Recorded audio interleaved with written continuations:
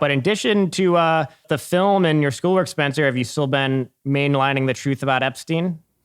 Yeah, I mean, it's one of those things. When we look at all of it, I mean, since we talk, I mean, so much has happened in that case alone.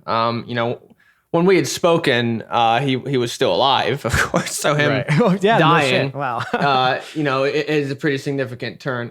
Here's the thing. I mean, many great folks out there doing other podcasts. I mean, specifically Julie K. Brown of the Miami Herald. She's the one who's been writing about this and blew this wide open for you. I mean, she's done amazing works, and so please look up her work on this to get an appreciable perspective. And there's a lot of different journalists out there who have discussed this at length. But in general, when you look at it, you had to grapple with the fact that we're not being told, of course, the full story of it. And the key thing that I want to emphasize, though, is that despite all of that, you got to find a way to maintain a hold on your critical faculties, because obviously there is some degree of foul play involved. To what extent, we don't know. I mean, Acosta himself said when Epstein was originally tried in Florida that he was informed that Epstein belonged to intelligence. So, I mean, and we've discussed this, Mike, from my assessment, I mean, he is quite clearly some intelligence asset of some sort. What that exactly entails, we don't know yet, but he clearly had protections afforded to him by varying intelligence agencies.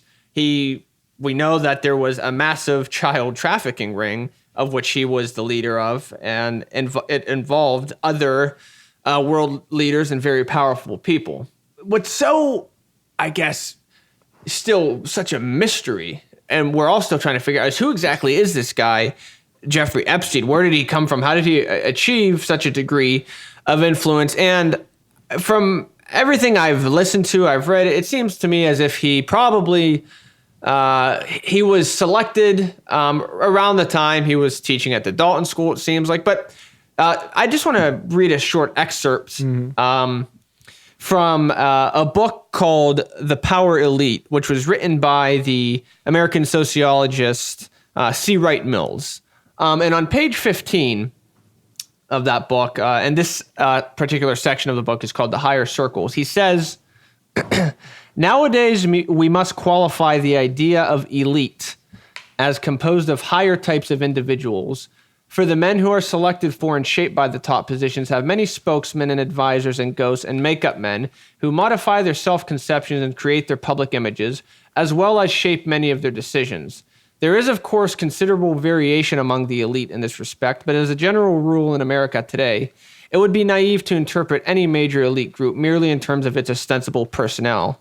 The American elite often seems less a collection of persons than of corporate entities, which are in great part created and spoken for as standard types of personality.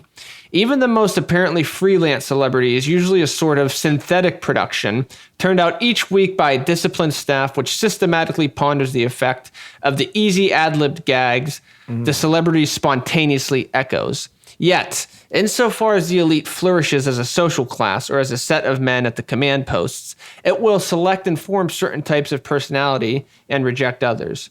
The kind of moral and psychological beings men become is in large part determined by the values they experience and the institutional roles they are allowed and expected to play. From the biographer's point of view, a man of the upper classes is formed by his relations with others, like himself in a series of small intimate groupings through which he passes and to which throughout his lifetime he may return. So conceived, the elite is a set of higher circles whose members are selected, trained, and certified, and permitted intimate access to those who command the impersonal institutional hierarchies of modern society. If there's any one key to the psychological idea of the elite, it is that they combine in their persons an awareness of impersonal decision-making with intimate sensibilities shared with one another. To understand the elite as a social class, we must examine a whole series of smaller face-to-face milieux, the most obvious of which historically has been the upper-class family, but the most important of which today are the proper secondary school and the metropolitan club. So in other words, when you engage with something like the Epstein situation, or like with Jimmy Savile back in the UK, we need to be keenly aware of how these social circles are an intimate setting for a particular class of people, and how they shape each other, how they groom each other, and how they have all of their own ideological underpinnings within.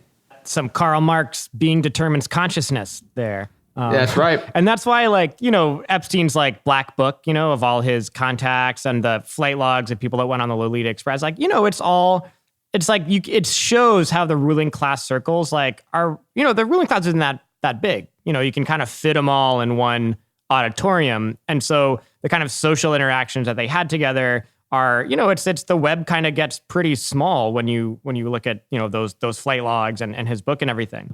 And I think to some people, the idea that he was intelligence or an agent for the CIA and things like that just might seem far-fetched, because why? What was he doing for the CIA? Obviously maybe he was just a rich pedophile guy who used his money and power for these things. Why does it make sense that he's an agent?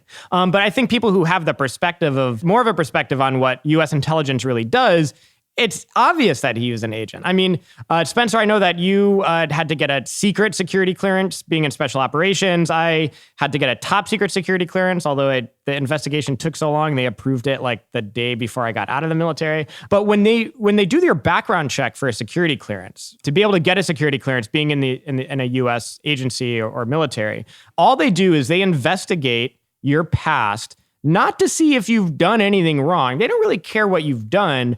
They care if there's anything in your past that you can be blackmailed for. So gambling debt, if you owe people money, if you've ever had, if there's photos of you with young women, that could be used to blackmail you. If you're having an affair, that could be used to blackmail you. Drug use, that could be used to blackmail you. I mean, that's why the CIA, one of their top schools for recruitment is Brigham Young University, the Mormon college, because typically Mormons, they don't have a lot in their past they can be blackmailed for. So it's all about whether or not you can be blackmailed, which is what qualifies you for a security clearance in the US. Likewise, a lot of the intelligence work that the CIA does is getting information with which to blackmail powerful people in other countries. So Epstein was just a huge source for that, right? He had the most powerful princes of Saudi Arabia coming to his island. He had the princes of the United Kingdom coming to his island. All of these major capitalist powers and resource-producing powers, all of the most powerful